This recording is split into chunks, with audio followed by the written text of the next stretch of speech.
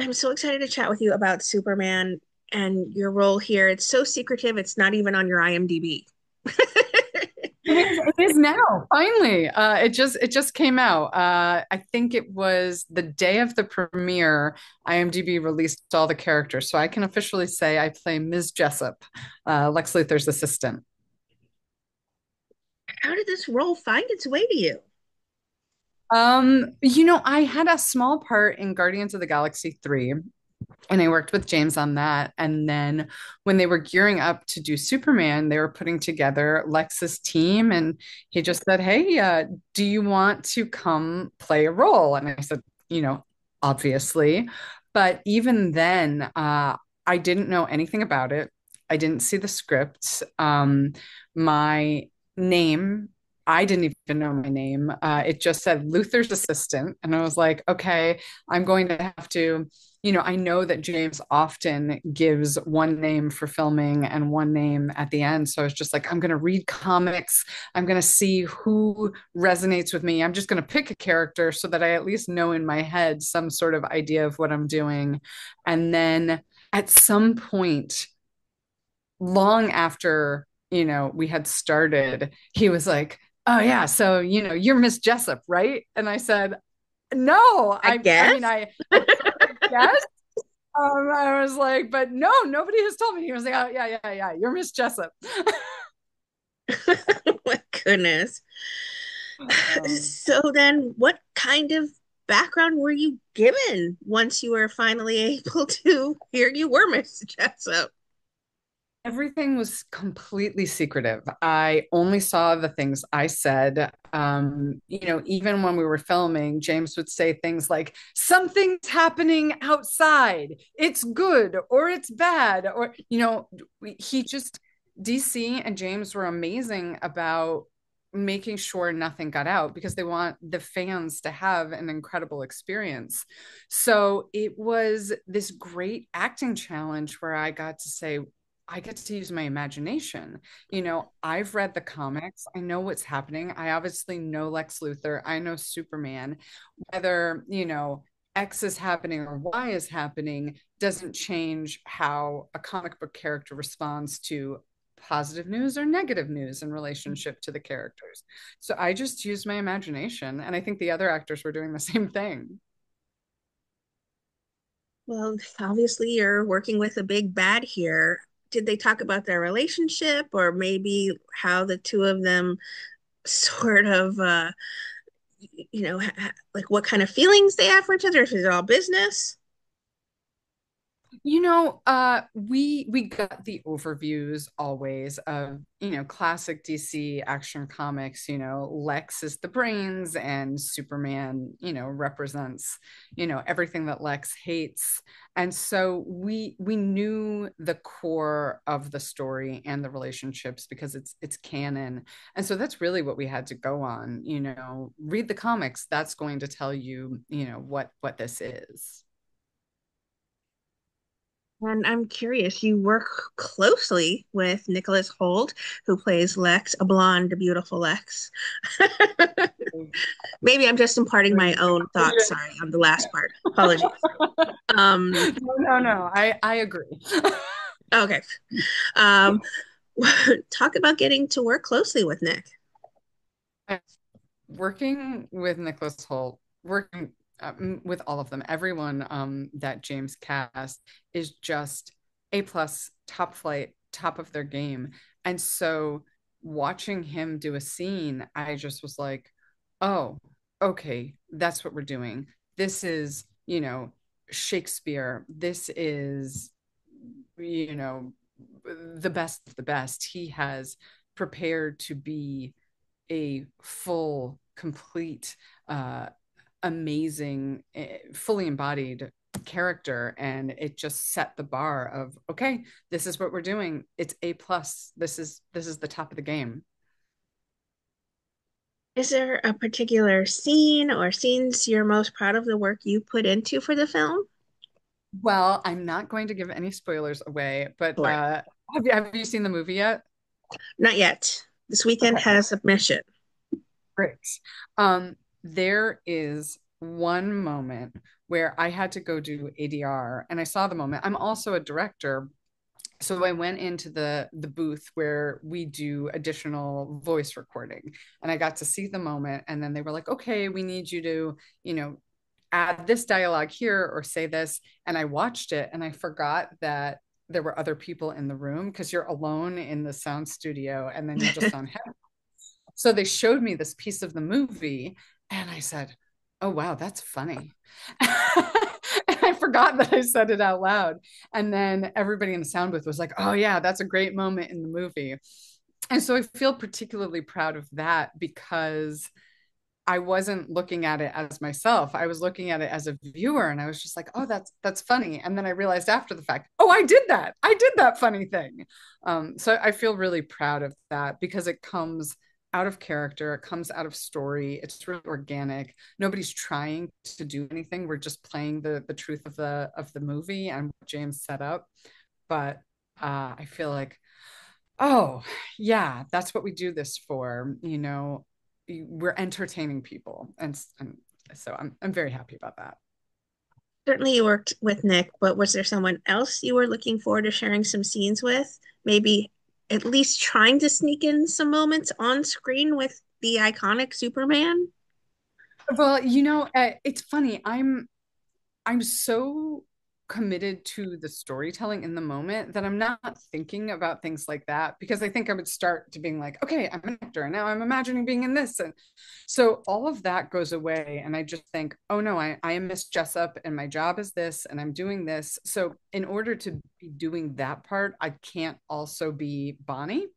But I did have this moment where I was in my costume fitting and I was coming out of the costume fitting room. You know, I had just done done my first costume and David walked in dressed as Superman with the cape and we, just about bumped into each other because he was coming around the corner as I was coming out and I looked up and I was just like, oh, that's Superman. Oh my gosh. That is that Surreal. is a tall drink of water. Wow, that is Superman. And I just was like, well, James did it. Like that's the platonic ideal of Superman. We could not have made it sooner because we had to wait for David to exist so that he could. Right. I was just watching them talk, Nick and David talk on Vanity Fair about, David wished into existence. He was 2019. He said he wanted to be Superman, and Nicholas asked him, were you like sort of manifesting this, or were you waiting for it? Did you know back then it existed so that you would take part? And he's like, no. I had 2019. I had no idea this was in the works. It was just something that manifested me. But boy, does he fill out that suit nice arms. But he does. They're He does. all They all just seem so perfectly cast physically, and just what the aesthetic you think of from the comic books of what you would want in a Superman. it is ideal casting all around. Every single person is so great. I kept thinking because I hadn't seen the movie until the premiere. And after seeing the premiere, I just kept thinking, oh, wow, James just did what George Lucas did with the first Superman. He just made, I mean, with the first Star Wars, he just made a whole crop of new superstars like Rachel Brosnahan, I can't say his name, got Mr. Terrific. Um, the engineer, David Cornsweet, Nicholas Hoult, the Green Lantern, everybody is so great at their role. They just pop off the screen. And I was like, well, that's it. This is what everyone's going to be for Halloween this year. Exactly. And in fact, Nicholas asked him, if your daughter, to David, if your daughter ever has a birthday, would you dress up as Superman for her? He said no. And that What? was not a lie. But he did volunteer to do it for when Nicholas's son ever has a birthday party and wants Superman. So I thought that was an interesting dichotomy. Um, There were so many, I'm sure, pinch me moments for you while shooting. Did you snag any behind the scenes photos that you'll be sharing eventually with anyone? Yes. We have a whole crop of behind the scene photos. My absolute favorite is when we wrapped, James came onto the set and, we took big group photos. And once the film is out and, everybody's gotten to see it, we're going to be able to share those photos. And I can't wait to share them with the fans because that was, as far as pinch me moments go, to be in a film where people were lining up along the streets, where people have bought tickets, where people are anticipating. I just was like, this is why we make movies. It's this beautiful symbiotic co-creation and to have live interaction with the people who are like moved by what the story is the most valuable thing in the world. Is there some sort of mementos then that you took with you from your time? Obviously, I'm sure you grabbed your chair back. I wanted deeply to have mementos, but not yet. Not yet. I think I'm gonna have to. My boyfriend bought me a Superman sweatshirt from the DC store, so I've been wearing that obsessively every single day. Everyone's like, I guess you're a We big get it. You're in the Superman fan. movie. Mm. I'm I'm so proud.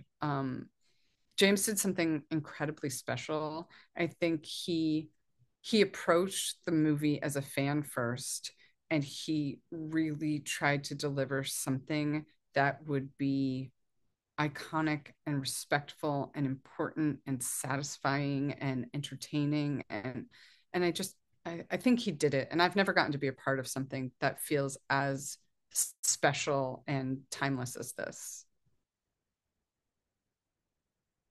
Are you, thinking of new career heights then? Future goals that you could, you know, if I'm James can put you honestly into Peace not. season, are we going to try to get you Um, Suicide Squad follow up at some, like, what are we trying to, maybe we can get out Guardians of the Galaxy, another one, twist his arm. I mean, where are we yeah, looking at the future, Bonnie? I'm just riding the wave of gratitude right now. Like I I'm gonna cry when I talk about this, but when I was 11 years old, my family had a wedding. My cousin had a wedding in California. And on one of the days before the wedding, my mom and our cousins took me to Hollywood Boulevard and we went to Grauman's Chinese Theater. And I put my hands in Gloria Swanson's hands and I looked up at Grauman's and I said, this is what I want to do. I'm going to move to Los Angeles and I'm going to work in movies. And to be in Superman, to walk down Hollywood Boulevard on the red carpet and walk into Grauman's theater to be in a film. Like I went the night before and I went to Grauman's and I watched them setting up the carpets. I put my hands back in Gloria Swanson's handprints. I took a picture and I was just like, I did it. If I die tomorrow, I achieved the dream. Like, and I'm just telling that little 11-year-old girl, you did it. And so I can't think of anything past this because I this was the dream. I mean, yes, as I'm trying to say, is how do you top this amazing, iconic moment for yourself? But it must be so surreal. And maybe you're going to keep that photo for yourself and not share it once the movie comes out, for that full circle moment. It's just a body moment. And maybe that just means more to you than, sharing that moment with the world. And that's perfectly, perfectly fine. But it just must, make your heart full, full, full to know that this is such a wonderful full circle moment for you. it it feels just like I gave that to her. I keep seeing the little girl and just being like, it's so hard to reconcile that, her dream brought me here. I have her to thank that she looked up at it and was like, wow, I'm gonna do this.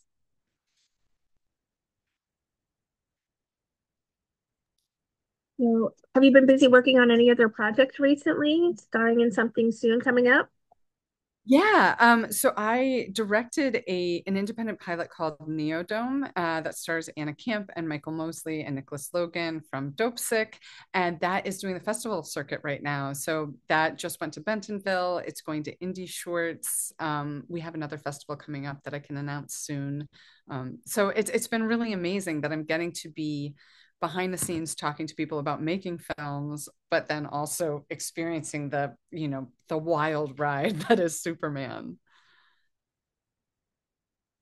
What would you like to say then to everyone who are fans and supporters of the incredible work you continue to do on our screens? Well, I would say I keep thinking about what James did, the empathy, the heart, the emotion, and the thing I keep thinking that I hadn't gotten to experience before this is Superman gets his power from the yellow sun. And I realized that storytelling gets their power from the fans, that you can't have one without the other.